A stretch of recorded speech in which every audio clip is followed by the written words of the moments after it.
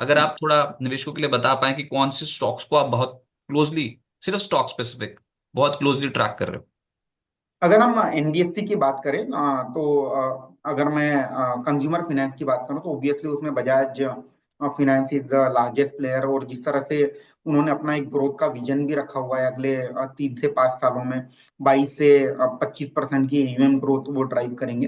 तो बजाज फाइनेंस, हालांकि स्टॉक चला भी है पिछले कुछ दिनों में, बाय ऑन डिप की रणनीति बजाज फाइनेंस में मुझे लगता है कि बनानी चाहिए।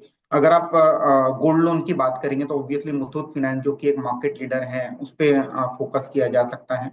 हाउसिंग फाइनेंस में हमें PNB housing as a company काफी अच्छी लगती है। इनफैक्ट बजाज हाउसिंग भी काफी स्ट्रांग प्लेयर है, हालांकि वैल्यूएशन रिलेटिवली एक्सपेंसिव है, बट जिस तरह से ग्रोथ है आगे आने वाले कुछ समय में, मुझे लगता है कि बजाज हाउसिंग में भी जो वैल्यूएशन है सस्टेन कर जाएंगे। पावर फाइनेंस में आरईसी को मैं चूज करना चाहूंगा। और अगर आप व्हीकल फाइनेंस की बात करेंगे तो इसमें दो बड़े दिग्गज प्लेयर है, श्रीराम और चोलामंडलम। मैं तो सब कुछ ही पूछते चले जा रहा हूँ, बैंक्स में क्या पसंद है सर? बैंक्स में अभी तो जो तेजी बनी वो आईसीआईसीआई बैंक और एचडीएफसी बैंक के बलबूते बनी है। इसमें एक एक्सीडेंट भी हुआ था, दैट इज इंडसइंड बैंक। अभी अभी करें क्या निवेशक? कौन सा स्टॉक्स आपको बहुत बहुत क्लोजली आप ट्रैक कर रहे हो? एसबीआई मेरे को पता है, मैं पहले डिस्क्लेमर दे दूं कि एसबीआई तो आप बोलोगे नहीं। नहीं, ऑब्वियसली रजत जी, अगर मुझे प्राइवेट एक rather than keeping discussion very extensive, मैं एक एक स्टॉक चूज करना चाहूंगा। प्राइवेट सेक्टर में अगर मुझे आज के डेट में एक ही स्टॉक चूज करना है तो ऑब्वियसली मैं आईसीआईसीआई बैंक को चूज करना चाहूंगा, जहां 13 से 15% की ग्रोथ हम एक्सपेक्ट कर रहे हैं। क्रेडिट में one of the best in class asset quality है।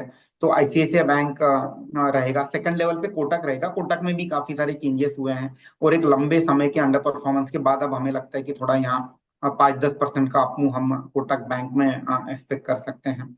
ऑटो में जिस तरह से हमने कहा कि tractor as a segment is looking good, तो उसमें market leader Mahindra and Mahindra है। और फॉर्चुनेटली उनका जो एसयूवी पोर्टफोलियो है अभी भी काफी अच्छा परफॉर्म कर रहा है। तो महिंद्रा एंड महिंद्रा को ऑटो से मैं चूज करना चाहूंगा। ऑटो एंड्स की अगर आप बात करेंगे तो यूनो मिंडा जो कि काफी वेल डाइवर्सिफाइड बड़ी कंपनी है, तो उनो मिंडा को हम चूज करना चाहेंगे। डिफेंस की अगर आप बात करेंगे तो BEL Bharat electronic, again a very large company, जहां हमें लगता है कि फेयर वैल्यू कंपनी की 350 के आसपास की है। पावर में हमने जिस तरह से बात किया, आरईसी पावर फाइनेंस साइड में, JSW energy power generation side में। सीमेंट में अगर मुझे चूज करना होगा तो अगर लार्ज कैप सीमेंट में अगर देखूंगा तो मैं अल्ट्राटेक को चूज करना चाहूंगा। और अगर मिड साइज प्लेयर में अगर मैं लेता हूं तो जेके सीमेंट को मैं चूज करना चाहूंगा। और मेटल्स में ऑलरेडी हमने डिस्कशन किया है, श्याम मेटालिक और हिंडाल्को अच्छा लगता है हमें मेटल्स में। तो ये कुछ चुनिंदा कंपनीज है। अगेन हम जितने भी हमारे पास हमारे क्लाइंट की रिक्वेस्ट आती है कि हमें फ्रेश मनी डिप्लॉय करना है तो क्या करें, तो हम उन्हें वेल डाइवर्सिफाइड 15 से 20 स्टॉक की सूची देते हैं कि you should be well diversified at a current juncture, क्योंकि मार्केट में अनसर्टेनिटी बहुत है। यू नेवर नो कि कौन से सेक्टर के लिए कहाँ से क्या न्यूज निकल कर आएगी और क्या निगेटिव इम्पैक्ट होगा। तो आज के डेट में रणनीति वही होनी चाहिए कि वेल डाइवर्सिफाइड पोर्टफोलियो मेंटेन करें rather than keeping a concentrated approach. Valuation पर ध्यान रखें और वही स्टोरीज में बिलीव करें जहां definitely stories is back by the number. Profit growth आपको दिख रही है एक डिसेंट 100-200 करोड़ एटलीस्ट कंपनी कमाती हो सालाना प्रॉफिट, ऐसी कंपनी पर ही फोकस करना चाहिए। सर पर ये बात तो पिछले साल हो ही नहीं रही थी। पिछले साल तो आईपीओ भी आए और कुछ कंपनियां ऐसे भी थी जो घाटे में थी। एग्जांपल बताता हूँ, ओला इलेक्ट्रिक। अब ये जो कल उछाल आया रिकॉर्ड लो लेवल से, लगभग 13% के आसपास उछला ये स्टॉक। भविष्य क्या है? मतलब जिन्होंने पैसा लगा रखा हो आईपीओ में, तो लगा दिया पैसा 76 रुपए पे, स्टॉक चला गया 50 रुपए से नीचे। अभी वापसी कैसे करेंगे फिर सर? आईपीओ वाली कंपनियों पे क्या करें जो पिछले साल आईपीओ में पैसा लगा के बैठे? तो रजत जी, ये हिस्टोरिकल रिकॉर्ड यही कहता है कि मोस्ट ऑफ द आईपीओ जो आते हैं मार्केट में, अगर आप उनका प्राइस ट्रैक करेंगे 1 साल बाद तो यूजुअली वो उनमें कोई बहुत ज्यादा रिटर्न बनता नहीं है। और उसके पीछे कारण ये है कि जब भी कंपनी आईपीओ लाती है तो वो अपने पिक वैल्यूएशन और पिक परफॉर्मेंस के आसपास ही लाती है। बहुत चुनिंदा कंपनी होती है कि आईपीओ के बाद भी उनका जो ग्रोथ का जो परफॉर्मेंस है वो आगे बरकरार रहता है। तो ओला में तो अनफॉर्चुनेटली ऐसा हो गया कि आईपीओ आने के बाद इनकी जो रिटेल सेल्स की नंबर है वो कंसिस्टेंटली डिक्लाइन हो रही है। और हम देख रहे हैं कि जो मार्केट शेयर है वो जो पुराने प्लेयर हैं टीवीएस और बजाज ऑटो, उनके पास ईवी में कहीं ना कहीं मार्केट शेयर गेन होते चला जा रहा है।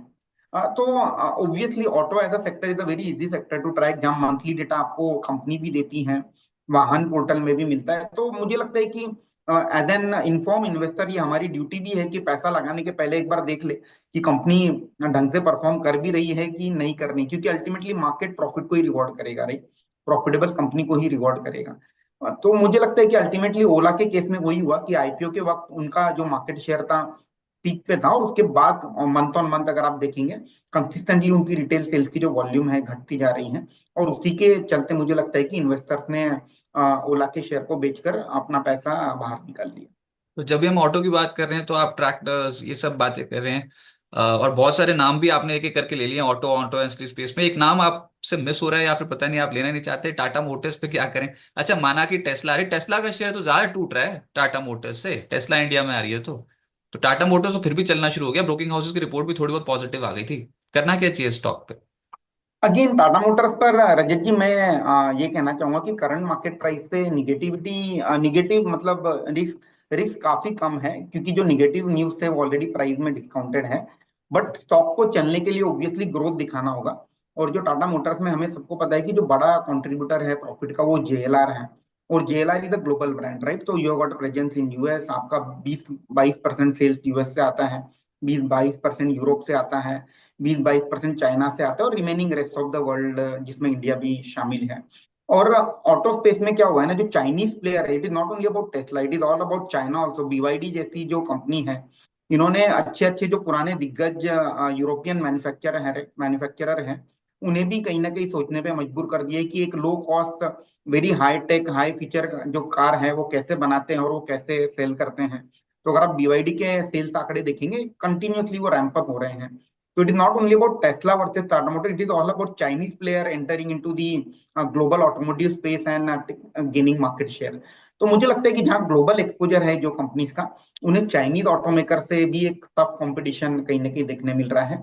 और जिस तरह से मैंने पहले भी कहा कि ऑटो एज अ सेक्टर काफी इजी सेक्टर है, जहाँ कंपनी खुद मंथ ऑन मंथ अपने सेल्स नंबर रिपोर्ट करती है, ग्लोबल डेटा इजीली अवेलेबल है इंटरनेट पे। तो अगर आप थोड़ा डेटा ट्रैक करते रहेंगे तो आपको ऑटोमेटिक आइडिया लग जाएगा कि टाटा मोटर्स में जहां लगता है कि सेल्स वॉल्यूम फिर से रिकवर होने के प्रोबेबिलिटी बेहतर होगी, वहां जाकर के आप टाटा मोटर्स को पोर्टफोलियो में ऐड कर सकते हैं।